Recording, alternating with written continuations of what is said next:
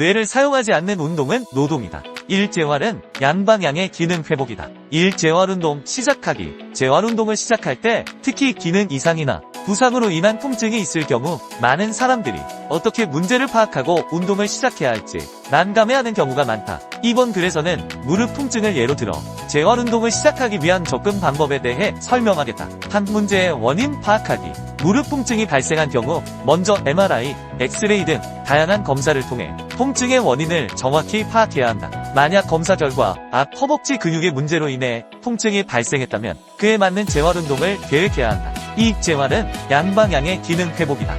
운동 목표 설정. 앞 허벅지 근육을 강화하는 것이 목표라면 단순히 운동을 하라는 지시만으로는 충분하지 않다. 운동을 시작하기 전에 다음과 같은 질문을 스스로에게 던져야 한다. 어디가 문제인가? 앞 허벅지 근육 전체가 문제인지, 특정 부위, 대퇴사두근, 내전근 등 인지 파악해야 한다. 어떻게 운동할 것인가? 어떤 종류의 운동이 필요한지, 강도와 반복 횟수는 어떻게 설정할 것인지 고민해야 한다. 왜 이 운동을 해야 하는가? 운동의 목적과 효과를 이해하고 이를 통해 통증 완화 및 기능 회복에 어떻게 기여할 수 있는지를 명확히 해야 한다. 3. 운동 계획 수립. 이제 문제의 원인과 운동 목표가 명확해졌다면 구체적인 운동 계획을 세워야 한다. 다음은 운동 계획을 수립할 때 고려해야 할 요소이다. 운동 종류, 근력 강화 운동, 이완 운동, 기능적 운동 등 다양한 종류의 운동을 포함해야 한다. 운동 강도. 초기에는 부하 거의 없는 강도로 시작하여 점진적으로 강도를 높여가는 것이 중요하다. 운동 빈도. 주 몇 회 운동할 것인지, 각 세션의 시간은 얼마나 할 것인지 계획해야 한다. 나의 경험상 재활운동은 기능의 정상적인 습관을 바로 잡는 것으로 매일 해야 한다. 4. 지속적인 평가와 조정. 재활운동은 일회성이 아니라 지속적인 과정이다. 운동을 진행하면서 통증의 변화, 근력의 향상 등을 지속적으로 평가하고 필요에 따라 운동 계획을 조정해야 한다. 5. 종합. 재활운동을 시작할 때는 단순히 운동을 하는 것이 아니라 문제의 원인을 파악하고 목표를 설정하며 그에 맞는 운동 계획을 세우는 것이 중요합니다. 어디가, 어떻게, 왜라는 질문에 대한 답을 찾는 과정이 재활의 성공을 좌우할 수 있다. 이 글에서 제시한 방법들은 개인적인 의견이므로 각자의 상황에 맞게 참고하기 바란다. 이 운동, 치료 방식. 운동 치료를 진행할 때 특히 앞 허벅지 근육에 대한 접근은 매우 중요하다. 앞 허벅지는 외측관근, 내측관근, 대퇴직근으로 나눌 수 있으며 이들 각각의 근육이 어떻게 작용하는지 이해하는 것이 재활의 핵심이다. 이번 글에서는 이러한 근육들의 기능과 문제를 파악하는 방법에 대해 설명하겠다. 한 문제의 원인 파악하기. 앞 허벅지 근육의 기능 문제를 다룰 때 먼저 각 근육의 역할을 이해해야 한다. 외측관근, 내측관근, 대퇴직근은 각각 다른 기능을 수행하며 이 중 어떤 근육이 문제인지 파악하는 것이 중요하다. 예를 들어 무릎 통증이 있는 환자가 앉아서 익스텐션 자세를 취할 때 대퇴골의 내회전과 외회전을 통해 내측관근과 대퇴직근을 사용할 때는 문제가 없지만 외측관근을 사용할 때 통증이 발생하는 경우가 있다. 이는 외측관근이 다각점이 되어 통증을 유발하고 있다는 것을 의미한다. 두 근육 활성화의 중요성.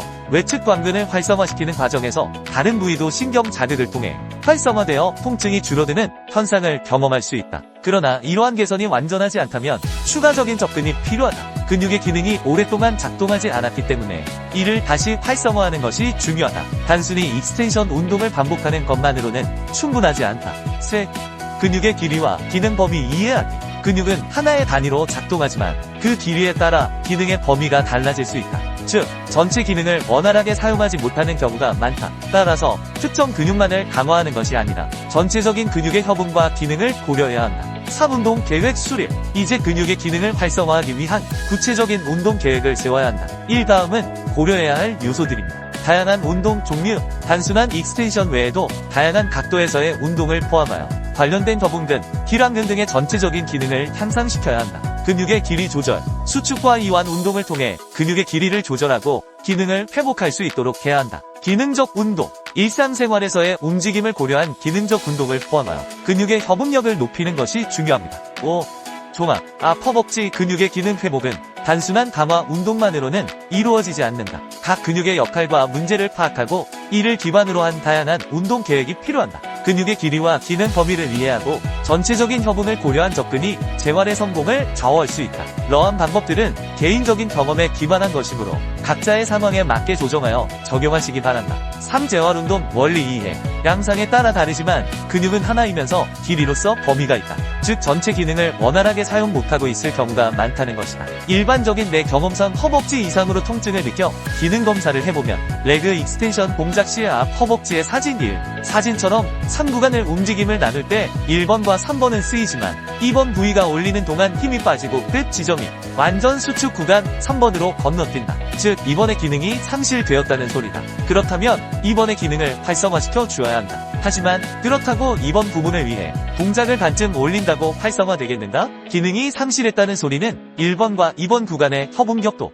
상실했다는 소리가 되므로 협응력을 위해 1번부터 다시 사진 3처럼 90도까지 구간을 나누어 하나씩 근육의 기능을 인지시키고 협응 능력을 교육하도록 하는 것이다. 사진은 쉽게 나타낸 것으로 구간을 많이 나누어 천천히 연결해 나가는 것이 좋다. 그래야 하나의 근육이 서로 협응되어 사용될 수 있는 것이다. 무턱대고 강화한다고 한들 기능 상실된 근육은 계속 쉬고 있고 활성화된 근육만 계속 사용되고 과사용되면서 그 피로감을 통증으로 나타낼 뿐이라는 것이다. 3운동 치료의 접근. 물론 위 내용은 예시를 든 것일 뿐 하나의 원인으로 일어나지 않는다는 것을 내가 다루는 글을 읽어보았다면 알 것이다. 1. 통합적 기능 재활의 중요성. 운동 치료를 진행할 때 특정 부위의 문제를 단순히 강화하는 것만으로는 충분하지 않다. 허벅지, 종아리, 복근, 엉덩이 등 다양한 부위에서 발생할 수 있는 문제를 종합적으로 이해하고 접근해야 한다. 이번 글에서는 이러한 통합적 접근의 중요성과 구체적인 방법에 대해 설명하겠다. 한 문제의 다면성 이해하기.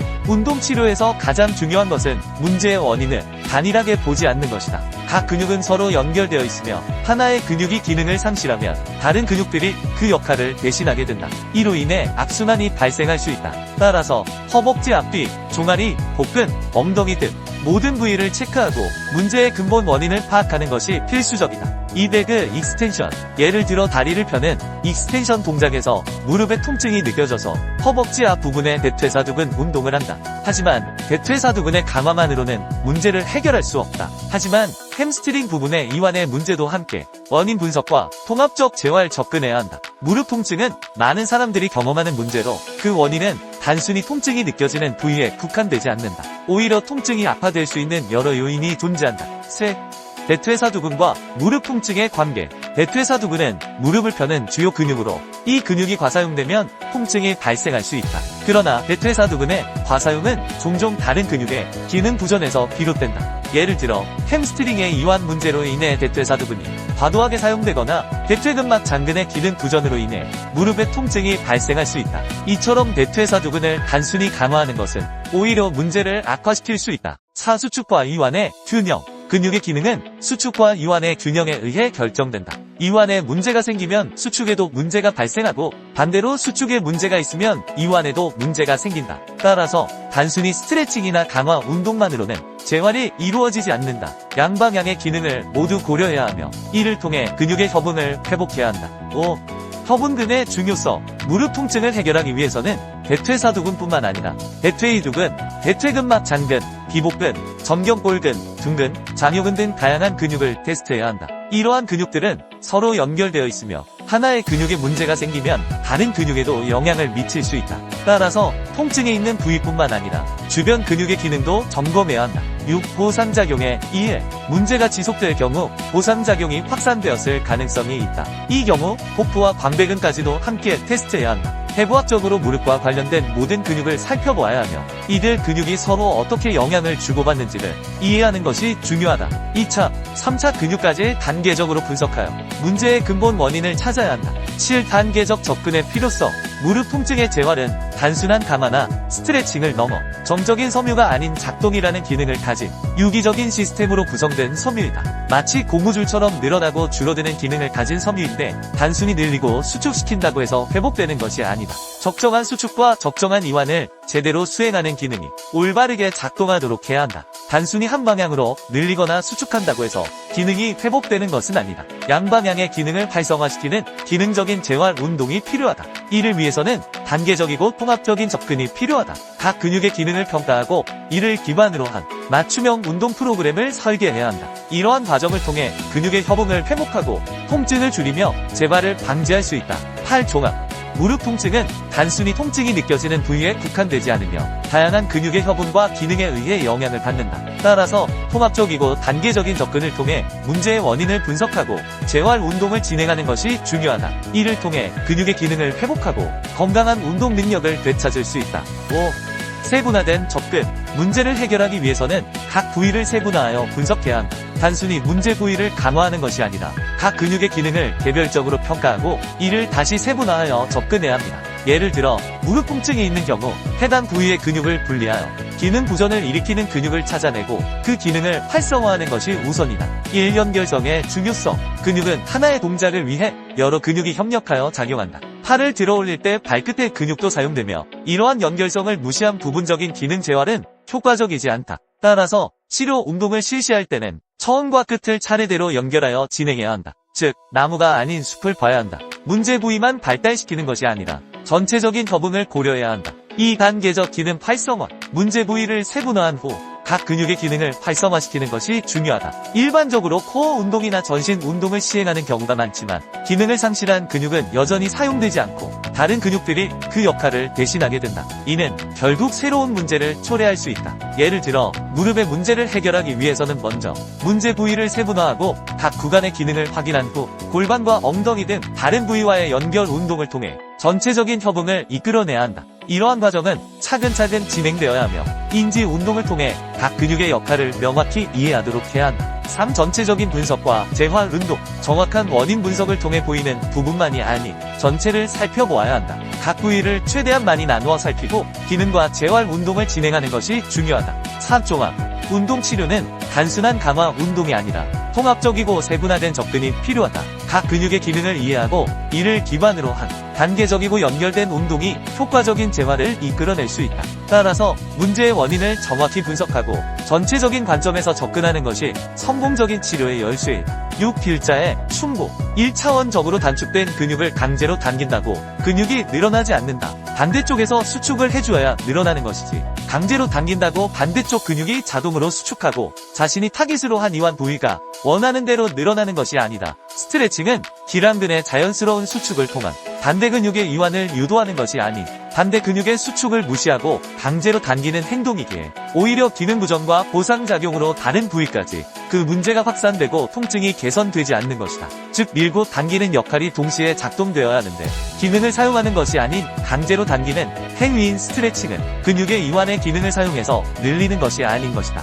수축이란 기능을 이용하여 이완을 유도하는 것이 아닌 강제로 강압적으로 이완을 강요하는 무모한 행동이다. 이 점을 기억하고 기능을 이용한 기능을 회복하는 재활운동을 하길 바란다. 의사한 팁. 수축이 잘 돼야 이완이 잘 된다. 이완이 잘 돼야 수축이 잘 된다.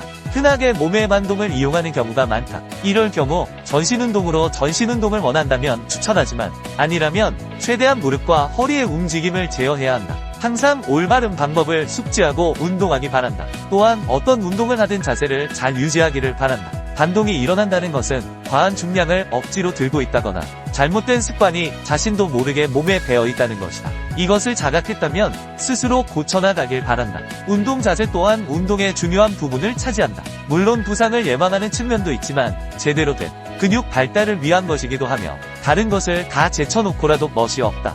폼이 안 나고 너무 아마추어 같아 볼품없다. 몸은 멋있는데 운동 폼이 이상한 사람이 있는가? 이상하게 운동하면 당신은 어디서든 운동하는 사람이 아닌 이상한 사람으로 보이게 된다. 전혀 멋있어 보이지 않는다는 소리다. 그러니 제대로 된 자세로 운동하여 올바른 근육 성장을 이루길 바란다. 호흡.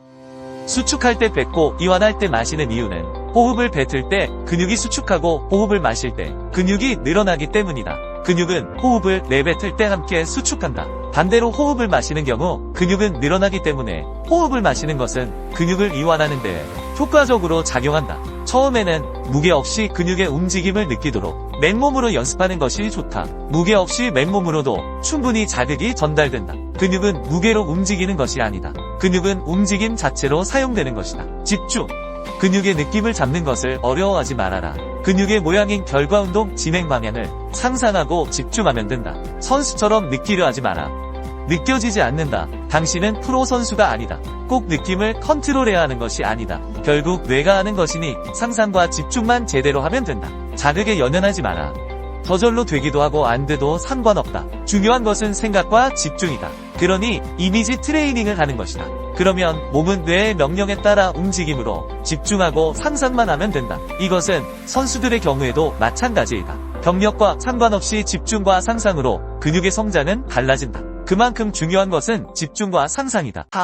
뇌피셜. 여기서의 내 설명은 예를 들기 위해 비유적 표현을 쓴 것이지 절대적인 수치가 아니다. 오해의 소지가 존재하며 내 주관적인 생각과 더불어 해부학적인 내용에 비춰 설명한 단순한 지표라고 말한다고 해도 틀린 말이 아닐 것이다. 또한 사람의 몸에 대한 어떠한 정보도 의학과 과학이 공개한 내용들은 추측일 뿐 정답이 아니다. 누군가 정답처럼 이야기한다면 그것은 거짓말이다. 그가 창조주인 신이 아니라면 말이다. 우리가 현재 알고 있는 정보는 데이터와 통계, 일부의 실험으로만 결정된 것들이다. 전 인구의 통계도 아니며 그저 추측론일 뿐이며 또한 다수의 의견이 답은 아니다. 그저 일정 조건에 맞춰진 통계를 따른 동의일 뿐이다. 그러니 정보는 정보로서 활용하고 자신의 경험적 데이터와 더불어 잘 선택하고 판단해야 할 것이다. 당신의 심장이 왜 뛰는지 아는가? 모른다. 그냥 뛴다. 의학적으로 추측할 뿐 숨을 쉬는 것도 심장이 멈추지 않는 이유도 우린 아직 모른다. 그러니 어떤 것도 믿거나 맹신하지 말고 참고만 할 뿐 자신의 몸은 자신의 경험을 통해 자신에게 맞는 운동 방법을 찾아 나가길 바란다. 5. 마무리. 근육 운동을 할 때 생각을 하고 안 하고의 차이는 음식을 씹느냐 삼키느냐와 같다. 음식을 삼키면 맛을 모르고 씹으면 맛을 느낄 수 있다는 것이다. 삼킨 음식의 맛을 뇌가 인지하지 못하고 느끼지 못하듯 생각 없이 운동을 한다면 근육이 제대로 사용되지 못하고 삼킨 음식처럼 맛을 인지하지 못한 근육은 움직임을 인지하지 못하는 결과로 성장은 늦어진다.